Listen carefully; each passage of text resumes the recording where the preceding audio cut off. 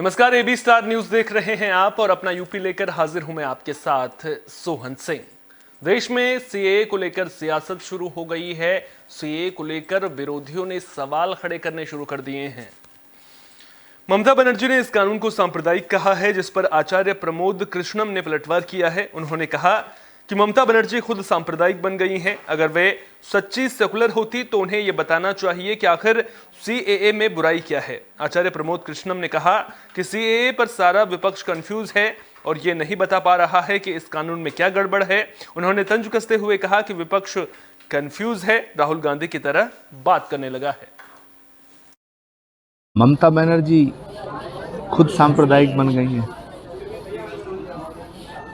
अगर वो सच्ची सेकुलर होती तो उन्हें ये बताना चाहिए कि सीएए कानून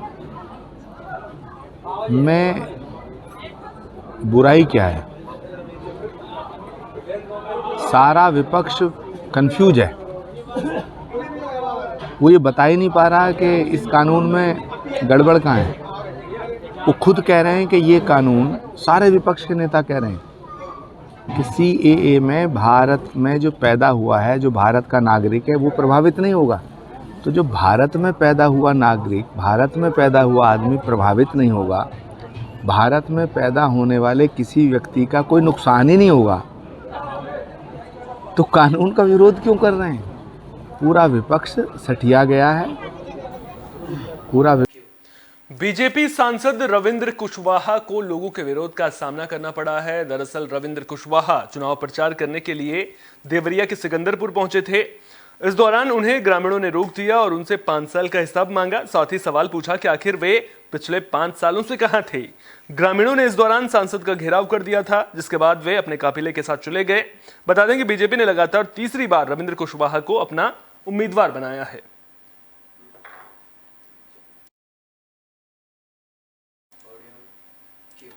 लोकसभा चुनाव को लेकर आरएलडी अध्यक्ष जयंत चौधरी ने बड़ा दावा किया है। जयंत चौधरी ने दावा किया है कि यूपी में सभी एनडीए उम्मीदवारों की जीत होगी। उन्होंने कहा कि विपक्ष के नेताओं के पास वोट मांगने तक के मुद्दे नहीं हैं।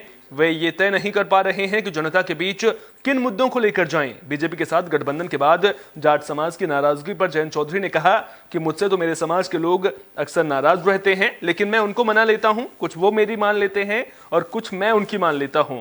इस दौरान उन्होंने सरकार में रहकर किसानों की आवाज मजबूत करने की बात कही। आपको बता दें कि जयंत चौधरी शामली में पूर्व विधायक राव वारिस की मां के निधन, पूर्व विधायक बशीर अहमद के निधन और बतीसा खाप के चौधरी सूरजमल के निधन पर उनके परिजनों से मिलकर शोक संवेदना व्यक्त करने शामली पहुंचे थे।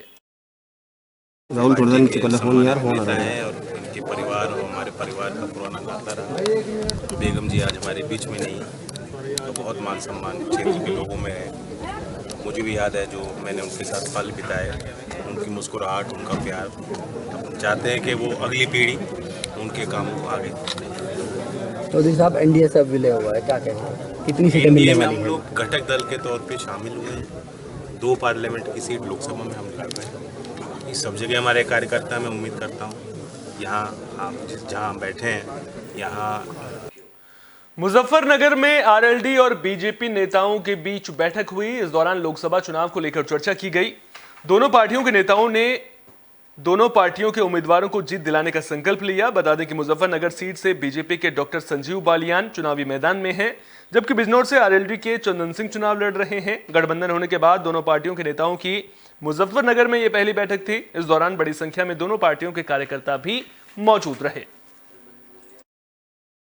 एक तरफ दूसरी पार्टियां, 3 पार्टियां प्रदेश में और केंद्र में हमारी सरकार है। हमारा नेतृत्व तो मजबूत है। किसी के हर बात का जवाब देना उचित नहीं है। मैं व्यक्तिगत टिप्पणियों से हमेशा दूर रहता हूँ। आज संयुक्त बैठक हुई है। ये एनडीए की बैठक थी, जिसमें राष्ट्रीय लोकदल के और भारतीय जनता पार्टी के सभी समर्पित और जिम्मेदार कार्यकर्ता शामिल हुए हैं। एक समन्वय बैठक थी, क्योंकि अभी तक हम लोग जो है विपक्ष में थे, अब हम लोग एनडीए का परिवार है। आदरणीय जयंत चौधरी जी एनडीए में शामिल हुए हैं। तो दोनों के कार्यकर्ताओं में एक परिचय बैठक एक तरह से थी, क्योंकि चुनाव एकदम हमारे सर पे खड़ा है, 1-2 दिन में नोटिफिकेशन होने वाला है। और दोनों हमारे प्रत्याशी जनपद मुजफ्फरनगर से आदरणीय डॉक्टर संजीव बालियान जी, जो केंद्र में मिनिस्टर भी हैं, दूसरे हमारे सम्मानित विधायक जो मीरापुर से हैं, चंदन चौहान जी, वो बिजनौर लोकसभा से प्रत्याशी हैं। दोनों लोगों को कैसे हमें भारी मतों जिता के भेजना है, उसकी एक रणनीति भी तय हुई है। और पीलीभीत से ऑनर किलिंग का सनसनीखेज मामला सामने आ रहा है। पिता और चाचा पर लड़की की हत्या करने का आरोप लगा है। मामला बिसलपुर के कनगमा गांव का है। आरोप है कि सबूत मिटाने के लिए पहले दोनों ने लड़की का शव जलाया और फिर शव को नदी के किनारे गड्ढे में दफना दिया और थाने में लड़की के लापता होने की शिकायत लेकर पहुंच गए। करीब 6 दिन बाद जब पुलिस ने दोनों से सख्ती से पूछताछ की तो दोनों आरोपियों ने अपना जुर्म कबूल कर लिया। दोनों आरोपियों को गिरफ्तार करने के साथ ही पुलिस ने शव को भी बरामद कर लिया है। पुलिस कानूनी कार्रवाई में जुट गई है। गाँव में एक राजीव करके हैं, उनकी पुत्री है सीमा गंगवार जी। उसकी बॉडी नदी किनारे मिली है जी।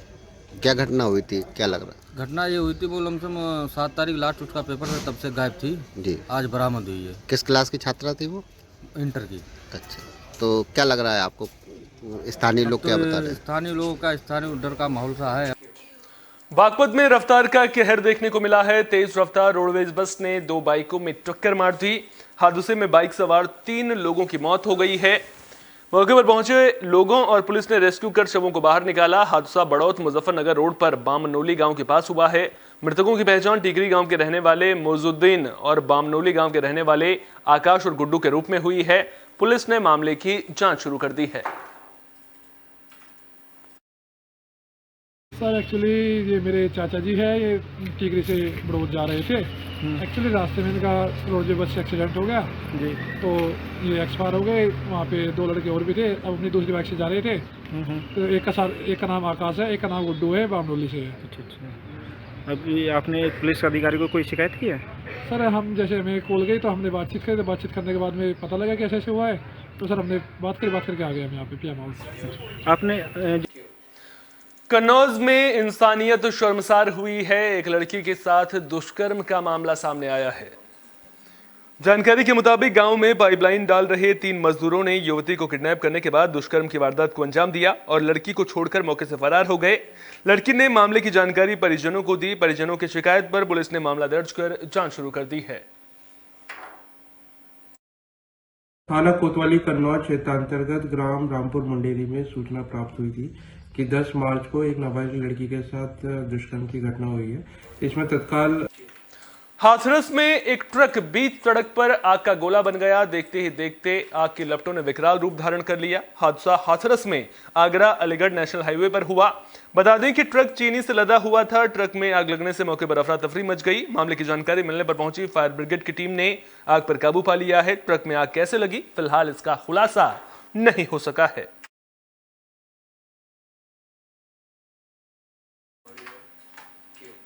बुलेटिन में बात शाहजहांपुर की भी कर लेते हैं, जहां एसएस कॉलेज में मोबाइल फोन बांटे गए हैं। ये मोबाइल राज्य सरकार की स्वामी विवेकानंद युवा सशक्तिकरण योजना के तहत बांटे गए हैं, जिसके तहत बीकॉम 3rd ईयर के 351, बीकॉम ऑनर्स के 53 और बीकॉम फाइनेंस के 49 बच्चों में मोबाइल बांटे गए। मोबाइल मिलने के बाद छात्रों के चेहरे खिल उठे।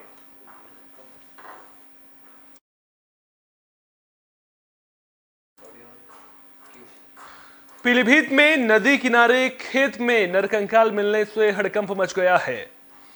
मामले की जानकारी मिलने पर पहुंची पुलिस ने नरकंकाल को कब्जे में लेकर जांच शुरू कर दी है। बता दें कि नरकंकाल बरखेड़ा थाना इलाके के बहादुरपुर गांव के बाहर नदी किनारे खेत में मिला। देवा नदी के रास्ते खेत में राहगीरों ने नरकंकाल को देखा, जिसे कपड़े से ढकाया गया था। नरकंकाल के काफी पुराना होने की आशंका जताई गई है।